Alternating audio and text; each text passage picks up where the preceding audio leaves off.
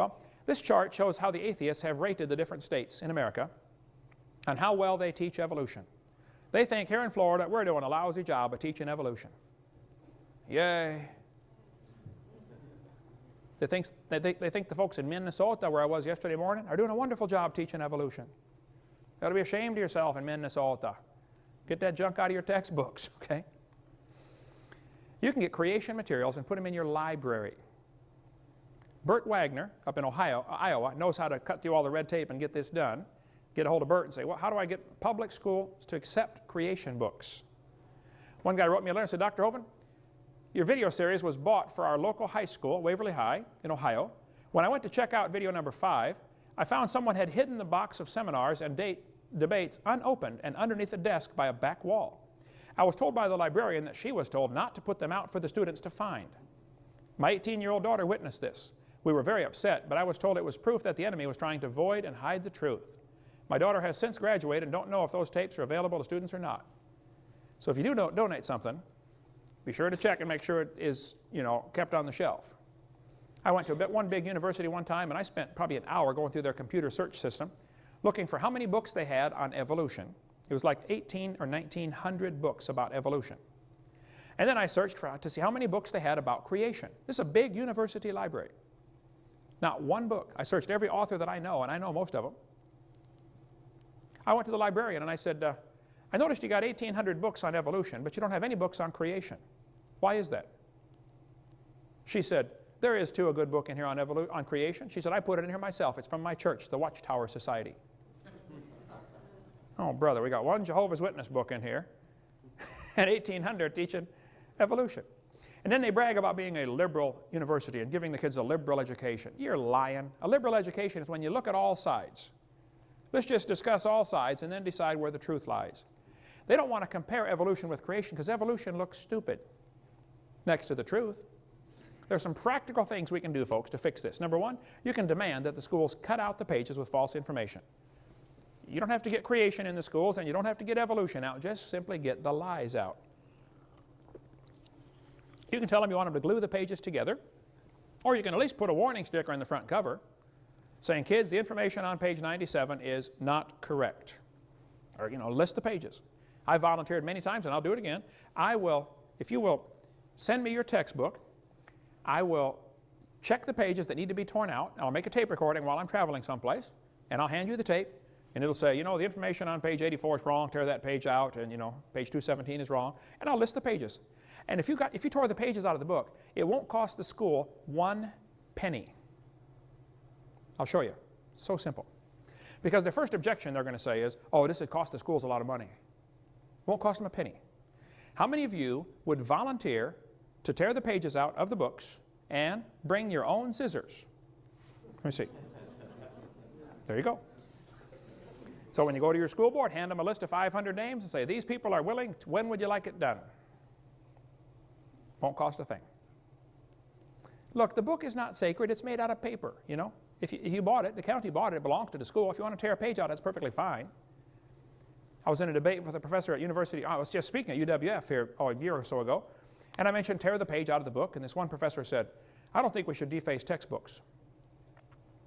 I said, well, sir, if you were teaching math and you came across a book that said, 2 plus 2 is 5, what would you do? He said, I would tell the students to mark out the wrong answer and write in the right answer. I said, oh, you would deface a textbook? I said, now, sir, if you were teaching biology and you found a book that said the embryo has gills and that's proven wrong in 1874, what are you going to do? He said, well, nothing. I said, you wouldn't correct it? He said, no. I said, well, then you, sir, are a hypocrite. And you got no business using tax dollars to lie to these kids. You ought to get a different job changing tires or picking peaches and work for a living for a change. Guys like that burn me up, brother. Like a leech, sucking on somebody else's blood that they built, Number 4, you can give the kids my little brainwashed book. There are different people around the country that buy these by the thousand and give them out to people in their schools. One guy from Santa Rosa County bought 3,000 of these books several years ago, gave them to all the kids in the county.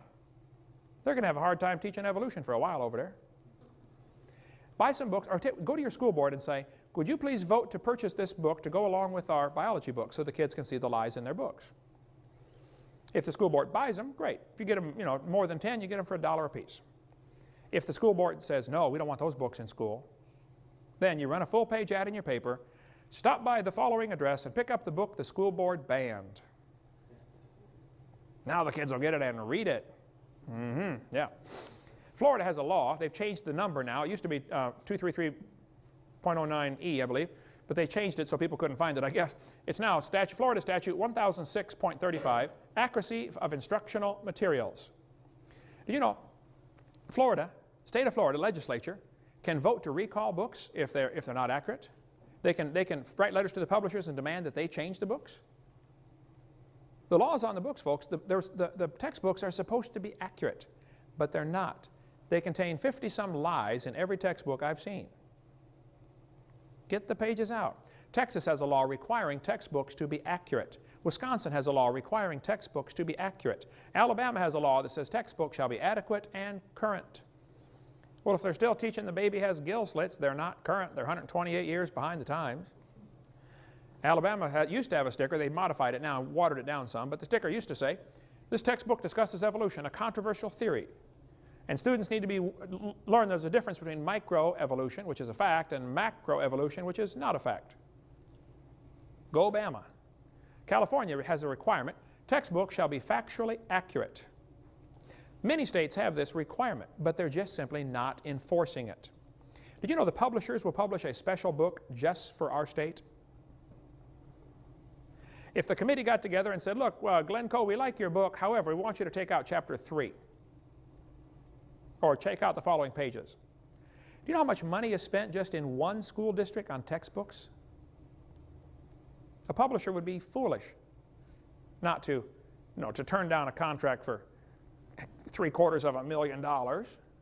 They'll publish a special book. They do it all the time for different states. Get on that committee and do something about it. You can also, parents, be aware that your kids can be exempted from anything you don't want them taught. If you don't want your kids taught evolution, you sign a little paper that says, I do not want my student taught evolution. It's against my religious convictions. Have it notarized, signed, and give it to the school principal, the teacher, superintendent. And if they do teach your kid evolution, or if they say, oh, you've got to stay in class, then you can simply say, do you discriminate against people because of their religion? Ooh, that'll get their attention. Here are some pitfalls you got to watch for in your school. I've seen this so many times. If the school is going to have a good program, some left-wing liberal will make sure that it's an opt-in program. In other words, you have to get parents' permission to go to the program. This happens all the time when I speak in schools. The kids have to come back with a note and saying it's okay for me to go to Hovind's program. But if you're going to have some homosexual speak in your school, or some lesbian about the gay lifestyle, which is not gay at all, and it's not a lifestyle, it's a death style. If they're going to speak in your school, they'll make sure it's an opt-out program. You see the difference? In other words, you have to get a note in order to not come. But if it's a good program, you got to get the note to go. And if it's a bad program, you got to get a note to not go. They don't want a level playing field, folks. And if you have a superintendent or a school principal that tries that one, you ought to help him get a different job too. Put the pressure on. He just needs to find a new job, maybe in a new county someplace. Some practical steps you can do. Number one, kids, don't confront your teachers publicly. Try to talk to them after class. Now listen carefully. If you are late to class frequently, if you're a troublemaker or a goof-off, if you never do your homework, if you don't pay attention in class, then please don't tell them you're a Christian. Shut your mouth. First, be a good student. Now, if a question comes up on the test that says, how old is the earth? And you know the answer they want, you can simply write on the test, the textbook says 4.6 billion. However, this is not correct. Now they know you learned the book, you did your homework, but you don't believe it, you didn't swallow it. That's perfectly fine.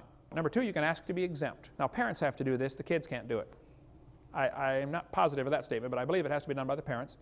You have to say, I want my child exempt from anything that's against our religion. Sign a note, give it to the school. Look, if 40 or 50 or 60% of the class was standing out in the hallway, it wouldn't take the teacher long to figure out, we ought to just skip that chapter. I had one guy call me up one day, he said, Brother Hovind, my second grade daughter has watched your videotapes probably 50 times. She can quote them. I don't know why kids watch the same tape over and over and over and over. He said, my second grade daughter's teacher just called me. And she said, sir, Every time I talk about something in the class having to do with evolution, your daughter stops me and says, "Oh, teacher, nope, that's not right." And the teacher said, "I just want you to know, I'm going to skip evolution for the rest of the time this girl's in my class." My first thought was, yay, this is great. And then I thought, why are we sending second graders off to war? Why aren't the parents fighting this battle? You know, the second grader ought to be able to go to class and read the book and believe what they're taught. Why are we allowing lies in the textbooks? Why are we allowing liars to teach? Don't lie to the kids.